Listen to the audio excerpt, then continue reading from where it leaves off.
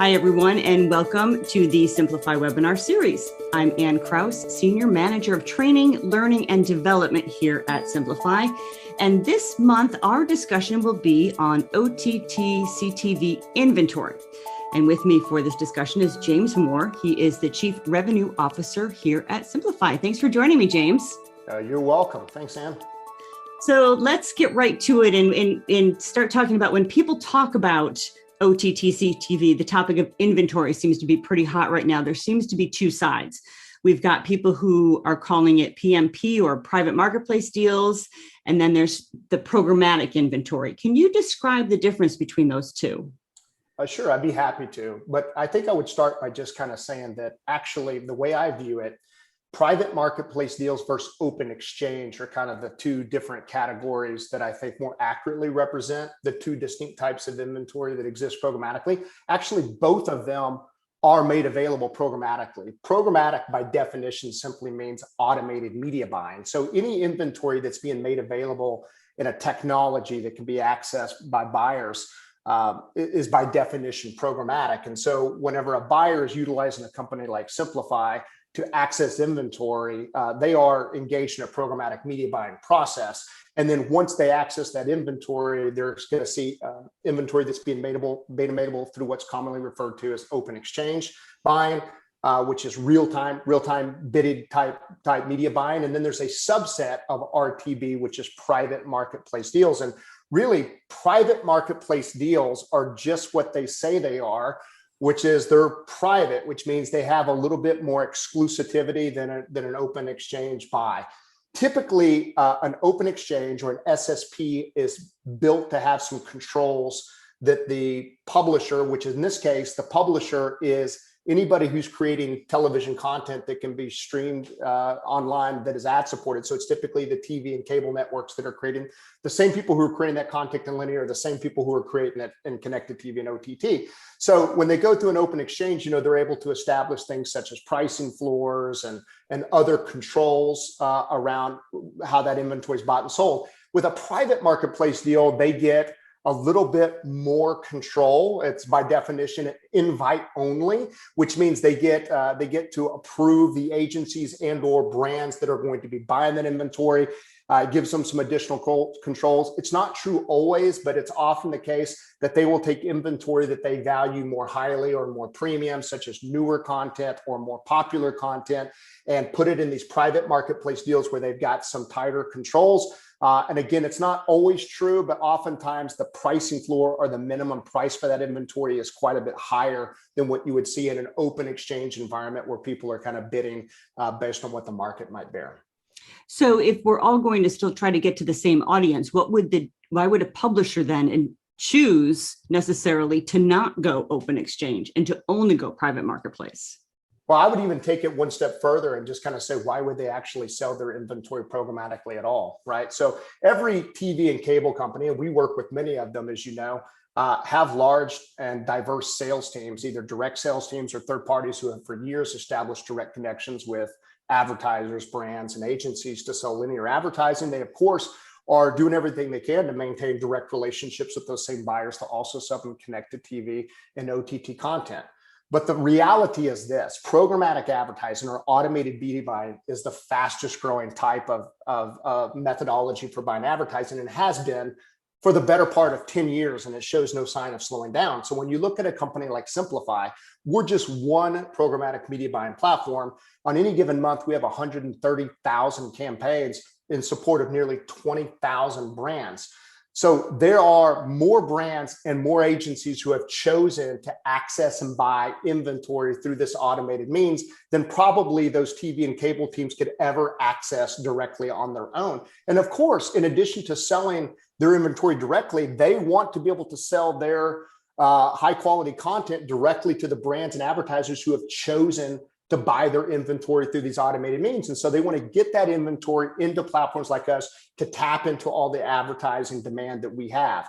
Now, having said that, I think that it is relatively new for TV and cable companies to see the vast majority of the viewership switch to streaming eyes versus linear eyes. I think that they've have a long history of pricing their inventory based on how many people view that inventory and the recency of whether it's a new show or an old show and that sort of thing. And so they're able to maintain some of those historic norms in a private marketplace deals by putting different pricing levels on certain inventory and different values on certain content, because content is king in the TV world.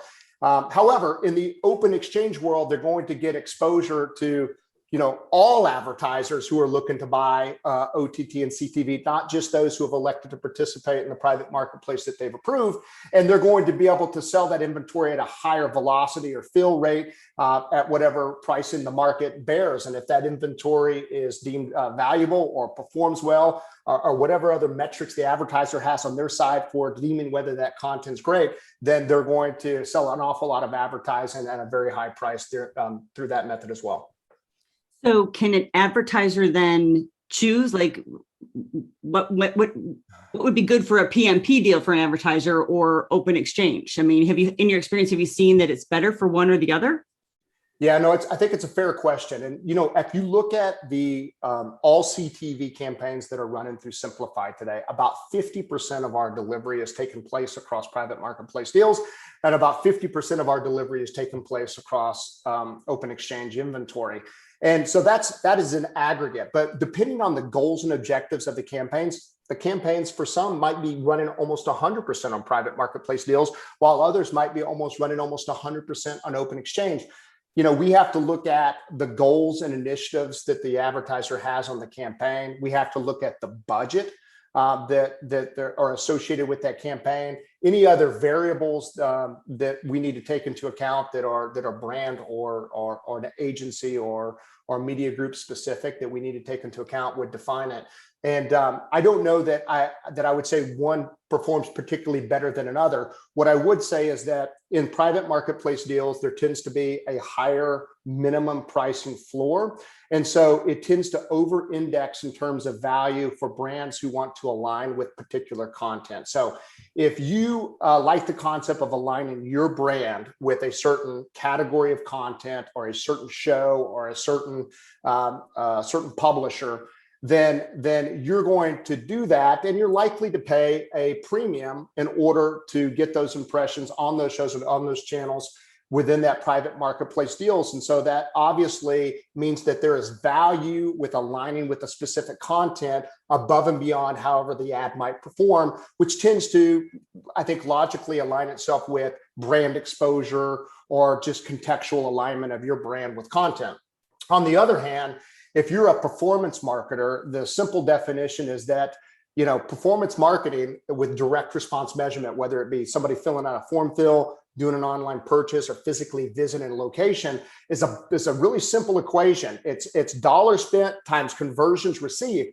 And the higher the cost of the inventory, the higher the bar in terms of number of conversions that it would need to produce in order to validate that it was worth paying the higher price. And so oftentimes what happens on deals that are more performance sensitive, we as a platform are fairly agnostic on it. We're bidding across private marketplace deals and open exchange inventory, but at the price that the market's prepared to bear with the budget, it simply may ROAS or return on ad spend might be better to convert at a lower price point that the advertiser was prepared to pay. And that may be south of what the floor was on the inventory that was in the private marketplace deals, and maybe they get no impressions at all. So really the goals of the campaign really dictate where those impressions go.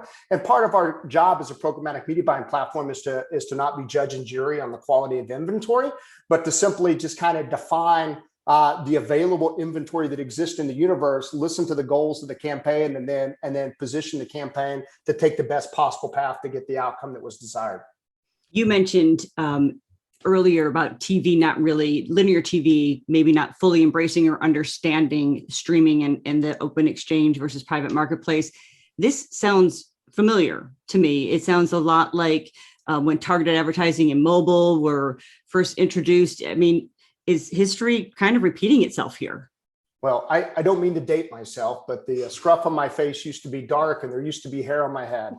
And I've been in this business for a long time. And so there's something very similar about what's taken place in 2020, 2021, 2022 that feels like a theme that has happened more than once in this industry.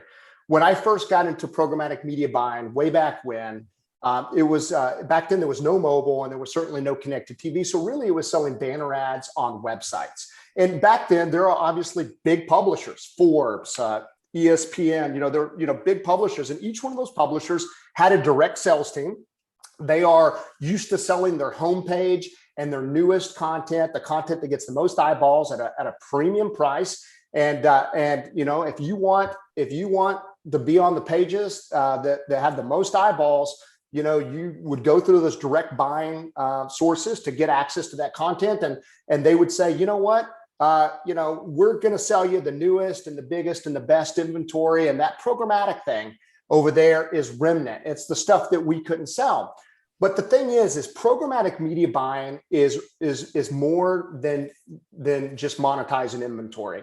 It's about empowering buyers to be able to make buying decisions one ad impression at a time and to not be defenseless at the point of sale. So as you know, we have all kinds of audience data associated with consumers. So at that moment when an advertising is being sold on a website, we're able to define, has this person been searching for a diamond ring for the last 5 days because they're, thinking about buying a diamond ring? Have they visited some jewelry stores? So we've seen GPS coordinates saying they visited a jewelry store. We have all of that content. And so if one of my clients is a major jewelry store chain or a local jewelry store chain, it wouldn't really matter whether they were on the homepage of Forbes or whether they were reading an article that was published 3 years ago that only gets 300 views a month. At that moment, if I'm able to get the right ad unit in front of that consumer, that jeweler's ad in front of that consumer viewing that content, it didn't matter how many people were visiting that page. At that moment, that consumer was premium. So at the end of the day, programmatic has always been about this idea that audiences are premium and that content by nature is largely one of those things that you execute across, because rather than buying content hoping to reach an audience, you're buying audience and then you're letting that dictate the content you serve across. And then as you were able to embrace the power of digital relative to traditional advertising, we're able to see, did they physically take action? Did they visit a location? Did they fill out a lead form? Did they make a purchase?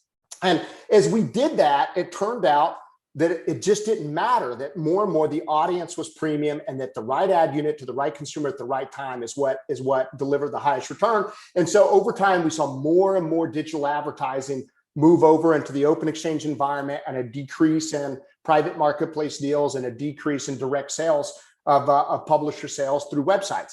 Then the world went mobile. We saw the exact same thing. We saw an explosion of mobile ad networks out there selling direct sales, private marketplace deals, higher price, premium. But at the end of the day, the same kind of theory proved itself out, and more inventory began to migrate programmatically, buying ad impressions one at a time, accessing the entirety of the internet, proven return on ad spend. So here we are in 2019, 20, 21. TV advertising is now being made available, still being sold direct as it should, tipping into programmatic and private marketplace deals, seeing what kind of demand the market's prepared to pay for that inventory, how performance sensitive are the advertisers compared to how they used to be when they were buying strictly linear advertising. And ultimately, I believe over time that history will repeat itself a third time, and we will continue to see more and more connected TV and CTV inventory migrate into programmatic media buying platforms.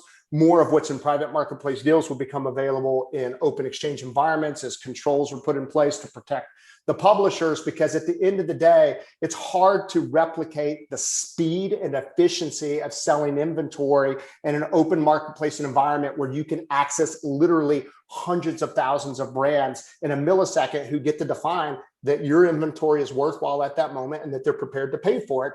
It's just really efficient for media buyers. And it ends up becoming really efficient for publishers to sell their inventory. There will always be direct sales. There will always be private marketplace deals. There's a great place for that in this business. But I do think that we will continue to see the migrations that we've seen over and over again over the last 10 to 15 years.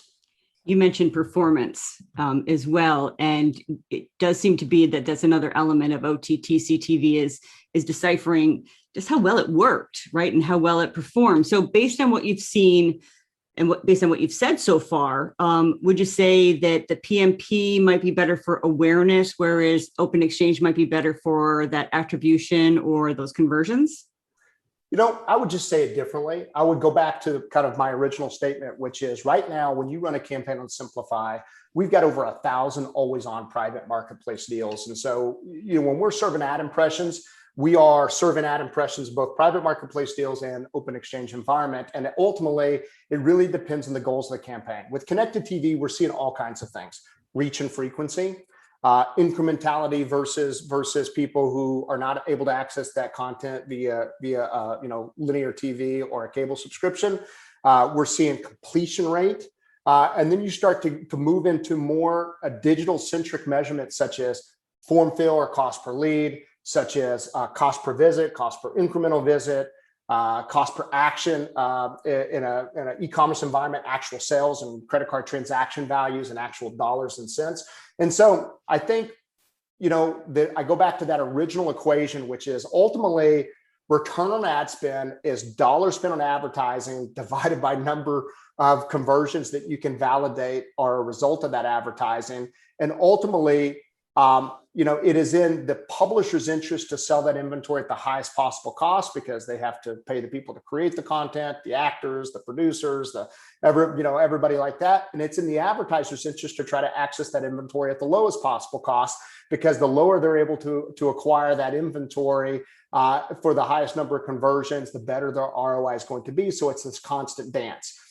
As private marketplace deals tend to over-index with inventory that the publishers deem premium and that they put at pricing floors that are well above the normal bidding price of the general population, I think it naturally then backs into this conversation that they tend to over-index on branding and exposure campaigns, brand recall, branding, brand alignment, and that sort of thing, simply because of the ROI associated with the elevated cost of that inventory divided by the metrics which you're measuring. And then campaigns that are more direct response centric are going to over-index against Open Exchange inventory. But I say this with a giant asterisk: at the end of the day, that's where the technology is making the decision. But the technology can be told what decisions to make. And that's the beauty of programmatic advertising.